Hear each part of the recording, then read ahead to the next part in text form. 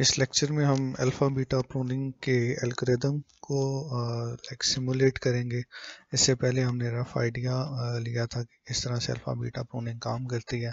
अब हम इस एल्गोरिदम पे से कंप्लीट रन करके देखेंगे कि किस तरह से आपके पास ये एल्गोरिदम चलता है। अल्फ़ा क्योंकि मैक्सिमम वैल्यू चाहिए होती है तो हम उसके लिए नेगेटिव इन्फिनिटी को यूज़ करेंगे कि हमने इस वैल्यू को मैक्सिमाइज करना है, और बीटा के लिए वो use infinity value as a parameter जिसे हमने बाद में मिनिमाइज करना होगा।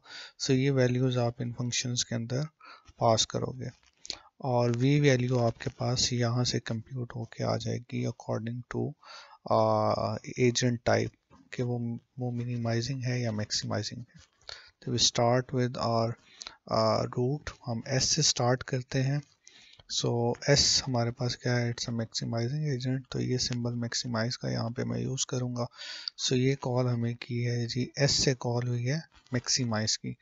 देन मैक्सिमाइज की जब कॉल हुई तो मैक्सिमाइज में हमने आके देखा कि वी की वैल्यू को उसने नेगेटिव इन्फिनिटी कहा, क्योंकि ये टर्मिनल नहीं था तो यूटिलिटी पे वापस नहीं हो सकता था। इसके बाद अल्फ़ा बीटा की वैल्यूज जो हमने पास की हुई हैं वो एज इट इज़ हमारे पास पास होंगी। So it's negative infinity and infinity. अब यहाँ से हमने अब क्या एनालाइज करना है इसके चाइल्ड्स को। सो चाइल्ड हमने देखे, we have to child C1 C2, तो C1 के लिए हम पहले प्रोसेस करते हैं। सो मिनिमाइजिंग कॉल, C1 से मिन कॉल हो गया। C1 से मिन कॉल हुआ तो मिन में हमने देखा कि हमारे पास जो वी वैल्यू है दैट्स पॉजिटिव इन्फिनिटी। वो एक टर्मिनल तो था नहीं कि वहाँ से रिटर्न कर जाता, और इसके साथ साथ जो अल्फ़ा बीटा पैरामीटर्स हैं वो एज इट इज़ हमारे पास कॉपी होंगे। तो alpha will be minus infinity and beta is a positive infinity. C1 से अगेन हमने देखा कि वी हैव चाइल्ड्स। अब हम मिन में हैं तो मिन से कॉल होगा। यहाँ पे मिन से हमने कॉल किया इसके चाइल्ड्स के लिए। मैक्स को कॉल करना है तो I call max for child C11। C11 से कॉल की तो again I am getting a child list यहाँ पे, लेकिन यहाँ पे ऐसे ही नहीं पास होना, हमने मैक्स कॉल किया था और मैक्स में जाके हमें पता है कि क्या होता है, वी की वैल्यू अपडेट होती है अगर तो टर्मिनल नहीं है, इट्स नेगेटिव इन्फिनिटी। यहाँ से अब हम बात करें C11 का चाइल्ड तो मेन कॉल होगा। मेन कॉल हो गया आपके पास C111 के लिए। C111 के लिए मेन कॉल हुआ तो ये आपके पास एक टर्मिनल नोड था तो इसने अपनी वैल्यू 2 रिटर्न कर दी। ये वैल्यू हमारे पास वी डैश में आ जाएगी। अब हमारे पास सिचुएशन कुछ इस तरह से है कि C111 कॉल हो चुका है, उसने वैल्यू 2 रिटर्न कर दी है। Now we are in C11 maximising function में है हम। यहाँ पे V2 की वैल्यू, V डैश की वैल्यू हमें 2 मिल चुकी है। 2 is greater than infinity, negative infinity, true. यहाँ पे हमारे पास जो वैल्यू है इसकी डुप्लीकेट हो जाएगी और यहाँ से जो पैरामीटर्स थे वो एज इट इज़ हमने पास किए हैं, सो उनमें कोई चेंज नहीं आएगा। तो ये जब कॉल हुई थी, C11 ने जब कॉल किया था, जब C1 ने C11 चाइल्ड को कॉल किया था तो ये एज अ पैरामीटर इसमें पास हो गए थे। यहाँ पे जाके हमने देखा कि 2 is greater than negative infinity, तो हमारे पास ये वैल्यू यहाँ पे चेंज हो गई नेगेटिव इन्फिनिटी की। Now v value is 2। Next हमने देखा, नेक्स्ट हमारे पास क्या है, v dash is greater than और equal to beta. 2 is not greater than infinity, positive infinity तो रिटर्न नहीं होगा, but 2 is greater than alpha, तो यहाँ पे आपके पास 2 रिप्लेस हो जाएगा। सो C11 का एक चाइल्ड जो था C111, वहाँ से वैल्यूज आई और उसने C11 की स्टेट को अपडेट कर दिया। अब यही प्रोसेस जो है वो उसके दूसरे चाइल्ड के लिए चलेगा। जब आप दूसरे चाइल्ड की बात कर रहे हो, इसका मतलब I am talking about C112। Again minimising function call हुआ C112 के लिए। अगेन यहाँ से क्या हुआ, हमें वैल्यू रिटर्न बैक हुई एंड दैट वैल्यू इज 7। सो अभी हमें 7 के लिए प्रोसेस करना है। सो वी कैन सी के C112 के लिए ये फंक्शन कॉल हो चुका। Now we are in maximum function. तो मैक्सिमम फंक्शन में हमने अब देखना है ये वैल्यू हमारे पास एज अ वी डैश की तरह ट्रीट होगी। दिस इज और V dash value, V dash is 7, 7 is greater than 2, true, यहाँ पे 7 आ जाएगा। देन आपके पास क्या होगा, V dash value is greater than beta, यहाँ पे इन्फिनिटी है तो रिटर्न नहीं होगा। C 11 7 is greater than 2, true, यहाँ पे 7 हो जाएगा। और अब इसके दोनों चाइल्ड प्रोसेस हो चुके हैं, तो यहाँ पे क्या करना है, वैल्यू v को रिटर्न करना है। तो v इज नाउ 7, यहाँ से we are getting 7 value back, जो कि अब ये हमारे पास v डैश की तरह बिहेव कर रहा होगा, बट इन मेन फंक्शन, क्योंकि c11 यहाँ पे हमारा ये फंक्शन हमारे पास एंड हो चुका हुआ है, ये रिटर्न कर चुका हुआ है और यहाँ से वैल्यू 7 आ चुकी है। रिटर्न इसने मिन में किया था, सो मिन में यहाँ पे भी है 7 वैल्यू। अब हमें यहाँ पे इन फंक्शंस, इन कंडीशंस को चेक करना है।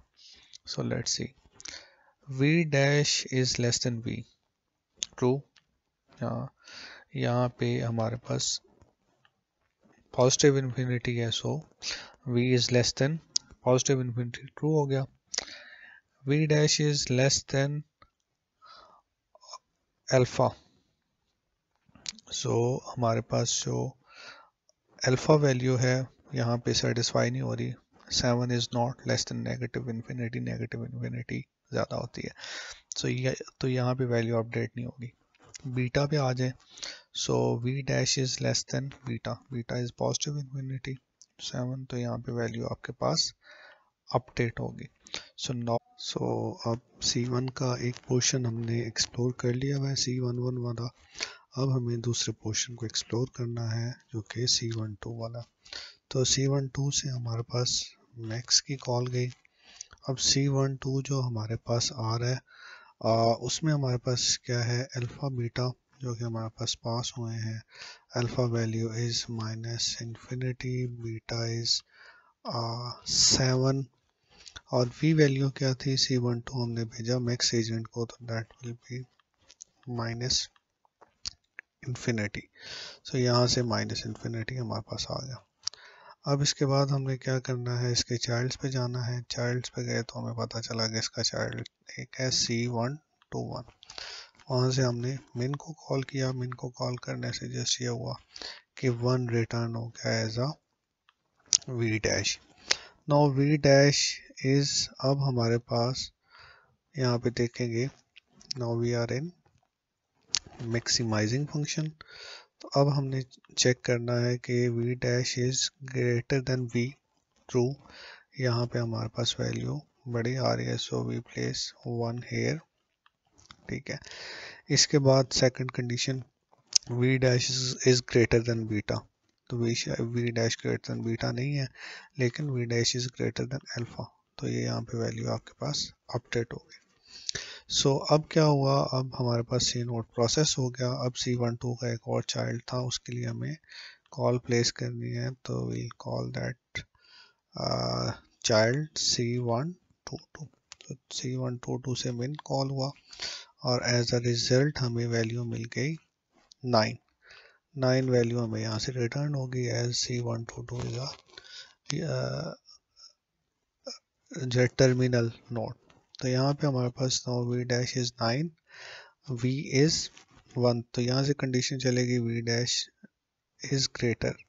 सो यहाँ पे इस कॉल के अगेंस्ट क्या होगा, इस फंक्शन को स्टैक से रिमूव कर दें ताकि आपको पता चले कि we are in a state जहाँ पे हमने मैक्स फंक्शन को देखना है। So we have to look for the max function. तो v dash is greater than v and v dash is v dash is greater than beta is well.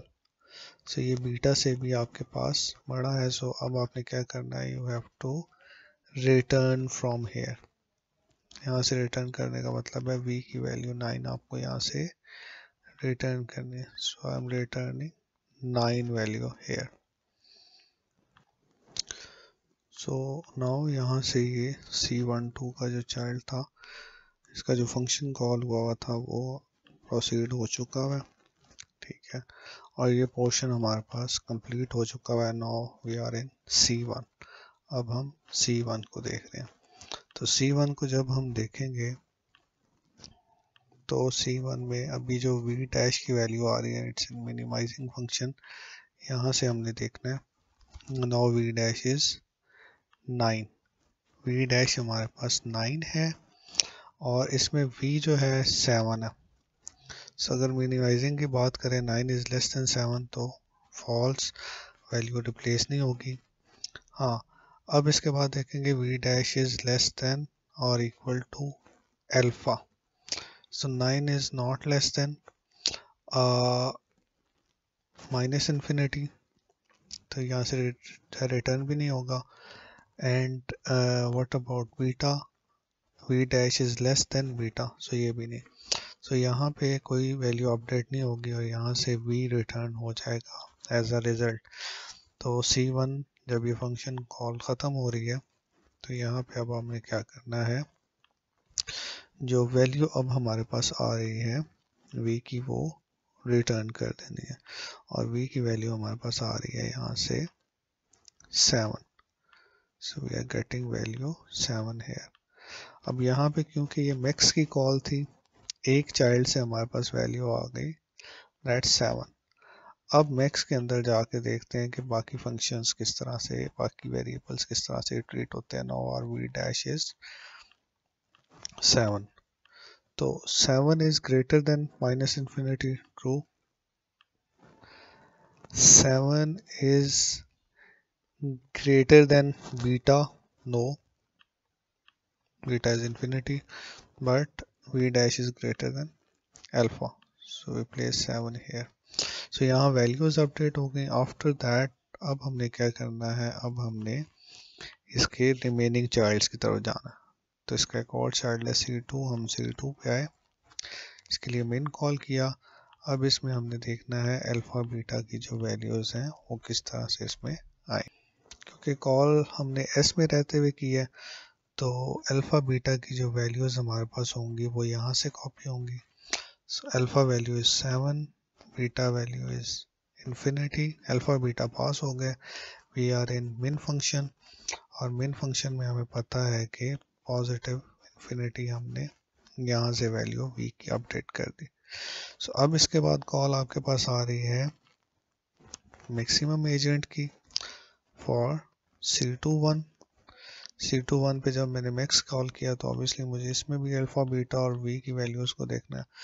Alpha will be 7, beta will be infinity and v will be negative infinity as we are in max function. So अब इसके child's को हमने देखना है। तो इसका एक child है C211।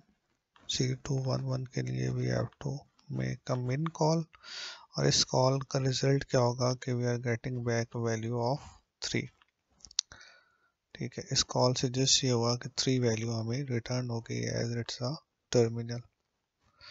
तो यहाँ पे अब आके हमने ये देखना है कि अब क्या चेंजेस इससे आएंगी। नो और v dash value is 3 and we are in a max function. So we are in max function, v dash is 3। अब हम देखते हैं कि मैक्स फंक्शन की कंडीशन क्या थी।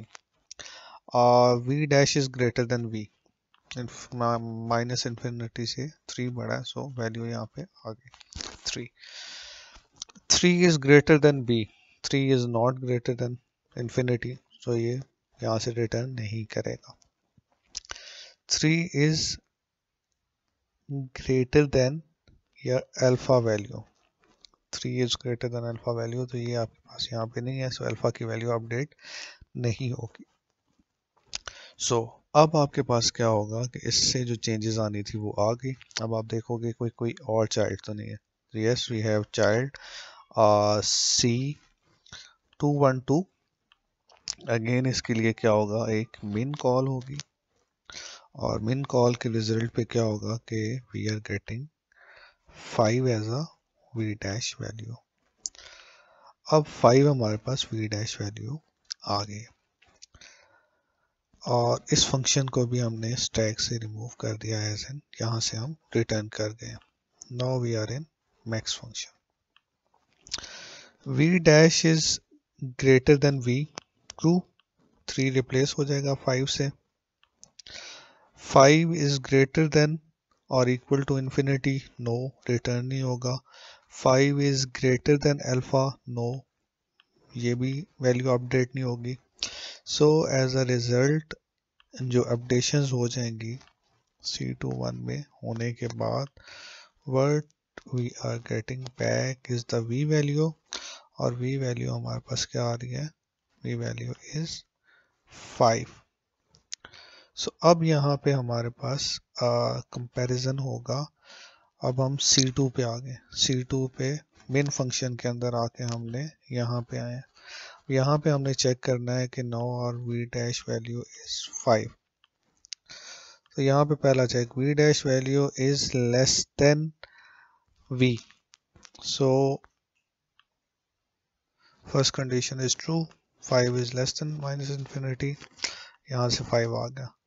नो 5 इज लेस देन और इक्वल टू अल्फा, तो ये वैल्यू ट्रू हो गई, 5 लेस है, तो यहाँ से क्या कर देना है, हमें v को रिटर्न कर देना है, और v की वैल्यू थी 5, तो यहाँ से we have to return this value 5।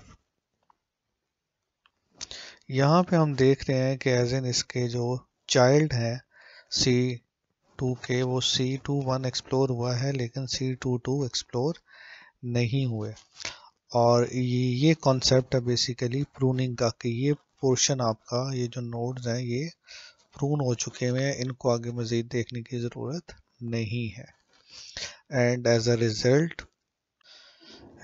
Result जब आप S में आ गए, नाउ यहाँ पे अब क्या होगा, your v dash value is 5, जो 5 यहाँ से रिटर्न हुआ था, दिस वन। अब आप S पे जाके कंपैरिजन कर लोगे, S पे जाके you are in max function, v dash is greater than v की पहली वैल्यू इज 7, तो नहीं, ये चीज़ यहाँ पे अपडेट नहीं हो सकती। बीटा के लिए देखते हैं, v dash is 5, v dash is greater than beta, no, ये कंडीशन भी फॉल्स है, 5 is not greater than infinity.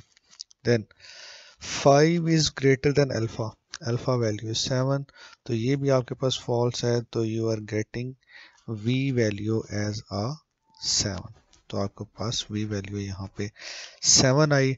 और जो पाथ आपके पास बन रहा है, अगर उस पाथ को हाईलाइट किया जाए, so let me show you that path, के आपके पास कुछ इस तरह का पाथ आ रहा है, आप ऐसे 7 पे जा रहे हो।